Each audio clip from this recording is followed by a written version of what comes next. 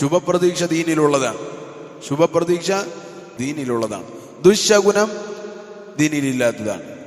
ദുശകുനം ഇല്ലാത്തതാണ്. എന്നാൽ ശുഭപ്രതീക്ഷയോ ഉള്ളതാണ്. ശുഭപ്രതീക്ഷയെ ഫഅൽ എന്നാണ് പറയുക. എന്താണ് ഫഅൽ? ഫഅലുൻ, ഫ ഹംസ ലാം, ഫഅലുൻ എന്ന് പറഞ്ഞാൽ ഒരു കാര്യത്തിന് നമ്മൾ ഇറങ്ങാൻ പോവാണ്. ഉദാഹരണത്തിന് നല്ലൊരു മുഖമുള്ള ഒരാളെ കണ്ടു. അതല്ലെങ്കിൽ നല്ല പേര്, ഇപ്പോൾ പറഞ്ഞതുപോലെ ഒരു പേര്, ഇപ്പോൾ സുഹൈൽ വന്നു. അപ്പോൾ നമ്മൾ മനസ്സിൽ എന്ത് കാണാം? സുഹൈൽ വന്നു, സഹലാണ് കാര്യം, വേറൊന്നുമില്ല, പ്രത്യേകിച്ചൊന്നുമില്ല. പക്ഷേ അതിൽ നമുക്കെന്തുണ്ട്? റസൂലുള്ളാഹി സ്വല്ലല്ലാഹു അലൈഹി വസല്ലം പഠിപ്പിച്ചെന്നൊരു സംഭവമാണ് ഫഅലുൻ. എന്നാൽ ദുശകുനമോ? അത് പാടില്ല. ദുശകുനം കാണുക എന്ന് പറയുന്നത് പാടില്ല. കറുത്ത പൂച്ച ചാടി, അല്ലെങ്കിൽ അത് ചാടി, ഇത് ചാടി, മറ്റാൾ പോയി, ഇയാൾ വന്നു. അല്ല, ഫഅൽ എന്ന് പറഞ്ഞാൽ അതുകൊണ്ടുള്ള ഉപകാരം എന്താണ്?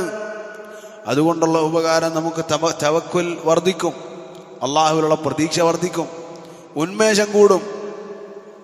എന്നാൽ ദുശകുനമോ? ദുശകുനം കൊണ്ട് തവക്കുലും ഇല്ല, അതുപോലെ തന്നെ പ്രതീക്ഷയും ഇല്ല, ഉന്മേഷവും ഇല്ല, ഒക്കെ പോയി. ഒരു കാര്യത്തിന് വേണ്ടി ഇറങ്ങിയാൽ പിറ്റേ ദിവസം ആക്കാമെന്ന് വിചാരിക്കും, ദുശകുനം എന്നത് മനസ്സിൽ കൊണ്ടെന്ന്. എന്നാൽ ഫഅലോ? ഒരു കാര്യത്തിന് ഇറങ്ങിയാൽ അന്ന് തന്നെ അവൻ ചെയ്യും. കാരണം എന്താണ്? ഇതേതായാലും ചിലപ്പോൾ ഉമ്മ ഒന്ന് ദുആ ചെയ്യും. നമ്മൾ പുറത്തിറങ്ങുമ്പോൾ ഉമ്മ ദുആ ചെയ്യും, അള്ളാഹ് ഖൈറാക്കി തട്ടെ. അപ്പോൾ നമ്മളെന്ന് പറഞ്ഞാൽ അൽഹംദുലില്ലാഹ്, ഉമ്മാൻ്റെ ദുആ ഉണ്ട്, ശുഭപ്രതീക്ഷയാണ്, നല്ലതാണ്, മുന്നിലേക്ക് പോയി. മനസ്സിലാകുന്നുണ്ടോ? അത് വിജയിക്കാൻ കൂടുതൽ സാധ്യതയുമുണ്ട്. കാരണം ഒന്നവൻ തവക്കുൽ ചെയ്യുന്നു, ഇൻഷാ അല്ലാഹ് അള്ളാഹ് ഇത് ശരിയാക്കി തരും. രണ്ട്, അള്ളാഹുവിൽ അവൻ പ്രതീക്ഷിക്കുന്നു, ഖൈറുണ്ടാവും. അതുപോലെ ഖൈറുണ്ടാകുമെന്ന് കരുതി ചെയ്യുന്ന പണിക്കെന്നുണ്ടാകും? ഉന്മേഷവും ഉണ്ടാകും. ഞാൻ തോൽക്കുമെന്ന് വിചാരിച്ച് ഒരുത്തൻ പണി ചെയ്താൽ അവൻ തോറ്റിട്ടേ വരൂ. എന്നാൽ വിജയിക്കുമെന്ന് കരുതി പണിയെടുത്താൽ ഇതിപ്പോൾ ശരിയാവും എന്ന് വിചാരിച്ച് പണിയെടുക്കുന്നവന് ഉന്മേഷം ഉണ്ടാകും. അപ്പൊ ഫഅൽ ദീനിലുള്ളതാണ്. ദുശകുനം തയ്റ അത് ദീനിൽ ഇല്ലാത്തതാണ്, വിലക്കപ്പെട്ടതാണ്.